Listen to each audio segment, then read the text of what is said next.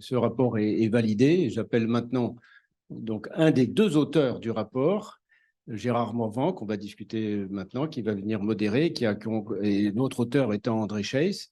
Et Gérard a confectionné ce programme avec Francis Michaud, qui est présent, qui ou pas, je ne le vois pas. Il est en ligne, il est en distanciel. Donc, je vais te laisser présenter ce programme. Tu as un micro et les orateurs qui vont se succéder. Bien, tout d'abord, merci à toi. Voilà.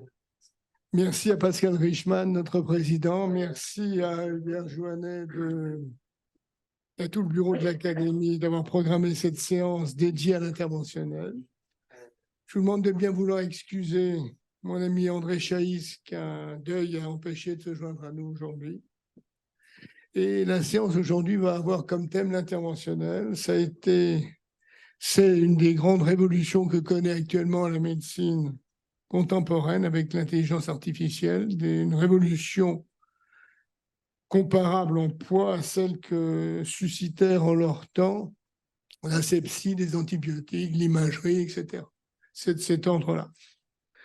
Nous avons fait un groupe de travail qui comprenait l'Académie nationale de médecine et la section interventionnelle de l'Académie nationale de chirurgie. Ce groupe a travaillé pendant 2 ans sur le sujet et émis des recommandations qui ont fait l'objet d'une publication par l'AMF. Et ce sont donc les résultats de ce travail que nous voudrions vous présenter aujourd'hui. Pour ça, nous avons des invités tout à fait prestigieux, venus de tous les horizons. Francis Michaud, chirurgien digestif, ancien chef de service du CHU de Rouen, ancien vice-doyen, ancien président de la conférence des présidents de CNU et membre des 2 académies, qui parlera en distanciel. Et Colline Tribillon, que je remercie d'être venue, qui est une jeune chirurgien digestif à l'Institut Mutualiste Montsouris à Paris. Hubert De Salle, qui est neuroradiologue, chef de service de neuroradiologie diagnostique et interventionnelle du CHU de Nantes et qui est président de la Société française de neuroradiologie. Il est membre de notre compagnie et parlera en distanciel. Christian Espagno, neurochirurgien libéral à Toulouse, qui est vice-président du Haut Conseil des nomenclatures et qui est membre de notre compagnie. Et enfin, quelqu'un qu'on ne présente plus, Iraj Kanchbak. Je vous rappelle qu'il est chirurgien cardiovasculaire, ancien chef de service à la Pitié-Salpêtrière. C'est un des fondateurs de l'Institut du Cœur. C'est l'ancien président de la section interventionnelle de l'Académie nationale de chirurgie. Il est membre des 2 académies. Voilà, donc un panel particulièrement prestigieux. Et je vais passer directement la parole à Francis Michaud pour introduire cette séance. Francis, c'est à toi. Oui, merci Gérard. Vous m'entendez tous, j'espère. Parfait. Donc, merci Gérard de me laisser la parole pour ces quelques mots introductifs de cet après-midi à l'Académie de chirurgie sur la place de l'interventionnel. Chacun le sait parce que chacun le pratique.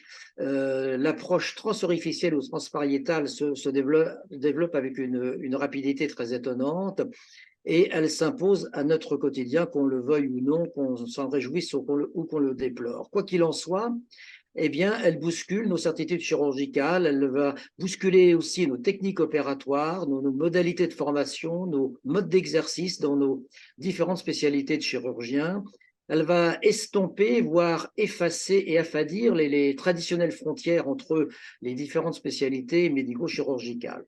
Cet interventionnel est donc un sujet d'actualité en pleine effervescence qui remet en cause nos pratiques de chirurgiens et qui justifie pleinement, et il faut en remercier Gérard Morvan et André Chaes, d'avoir organisé donc cette séance cet après-midi à l'Académie nationale de chirurgie sur la place de l'interventionnel. 5 orateurs vont se succéder, tu les as, Gérard, cités à l'instant. Donc, ces 5 orateurs seront tout d'abord toi-même d'ailleurs, et André sur le bilan actuel de l'interventionnel et l'impact sur la pratique chirurgicale. Puis moi-même, après, je tenterai de vous donner un peu les pistes sur les formations à l'interventionnel actuelles et puis à venir et pour quels opérateurs. Ensuite, donc, Écoline Tribillon, qui est chirurgien à l'Institut Montsouris, comme tu l'as dit, parlera de l'avenir de l'interventionnel digestif pour une jeune chirurgienne digestive.